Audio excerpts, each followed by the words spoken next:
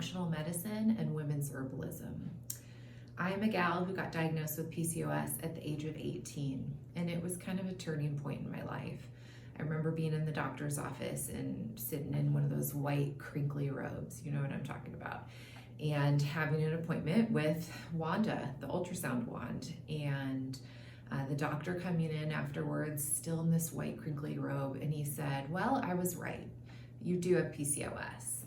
I was 18, wasn't trying to have babies, was just trying to figure out why I had such bad acne and why I had gained a lot of weight recently. PCOS might as well have stood for cancer. I didn't know what it was. So I said, hey doc, what is PCOS? And he said to me, it's the #1 reason in America why women can't have babies.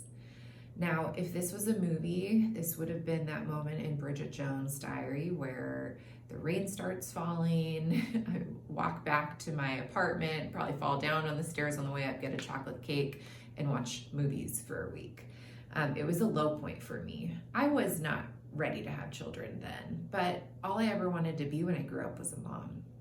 If you asked me when I was a little girl, I would have said, I want to grow up and be a mom.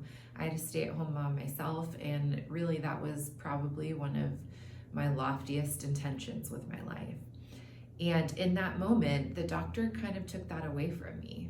The #1 reason in America why women can't have babies, he said. And I remember thinking, well, my mom struggled with fertility. Maybe this is why, and maybe this will be my story too.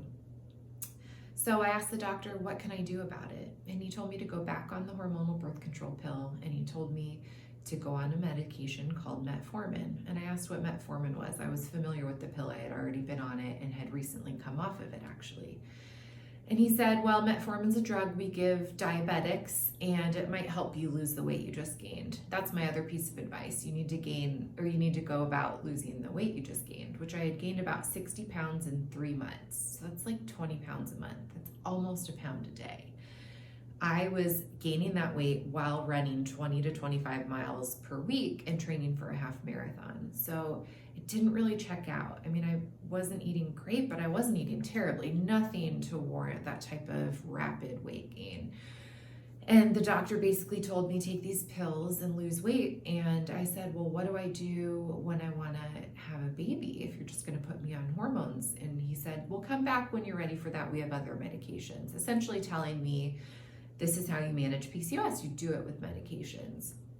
And again, in the movie metaphor, this is kind of where, after a week of binging on chocolate cake and watching movies, I put on my big girl pants and decided I was going to write a different future. I was going to change that narrative the doctor gave me.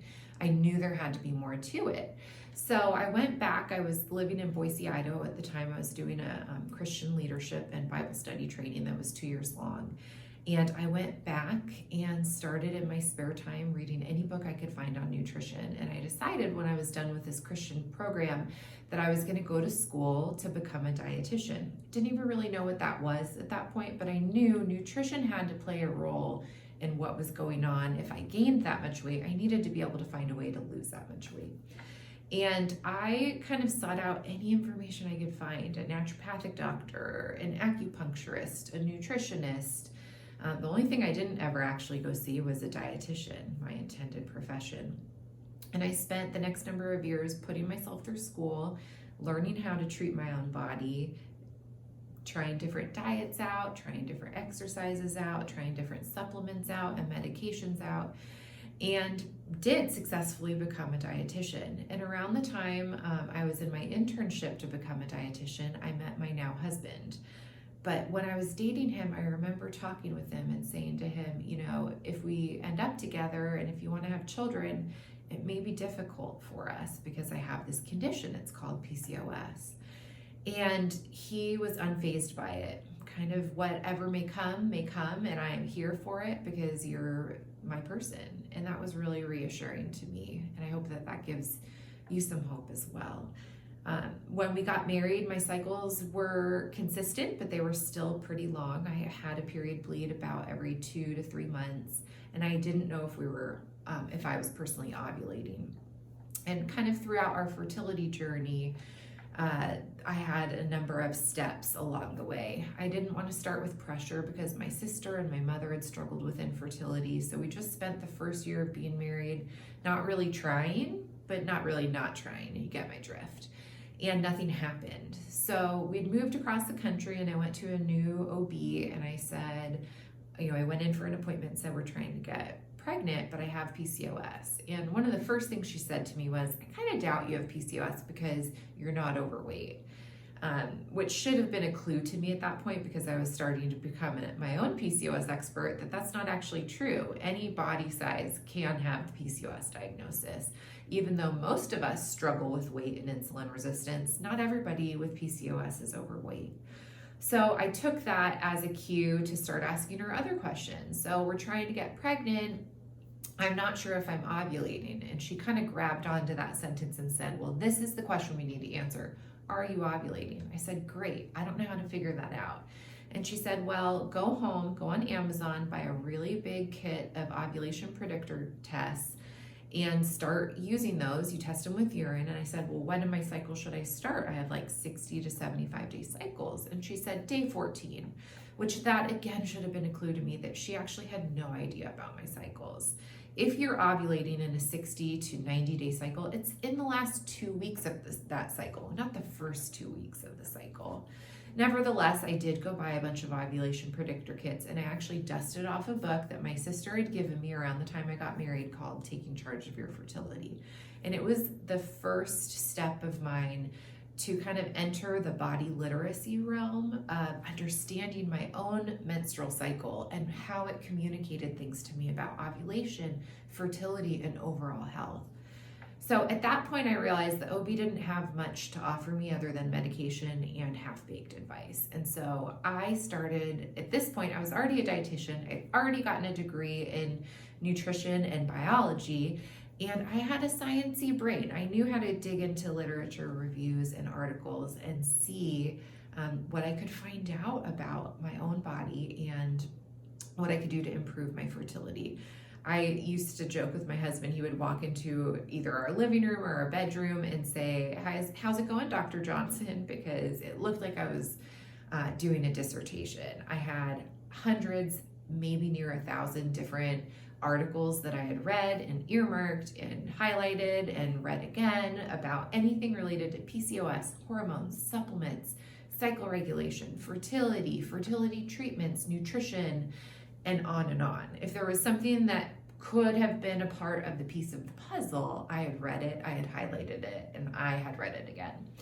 And I started kind of tinkering with my own body. And within about another year, from kind of learning all this information, 3 years into our fertility journey, I did conceive my first child.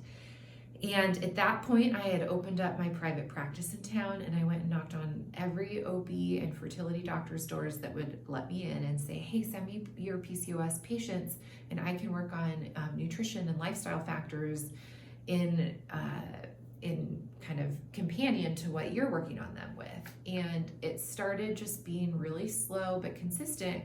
Patients that came to me that were either trying to manage their PCOS or achieve pregnancy with PCOS were consistently getting to these results. They'd go back to their yearly annual exam and they would have lost weight but not done it while on the pill or metformin. And I started kind of combining together the picture of principles that were being helpful for everyone with PCOS.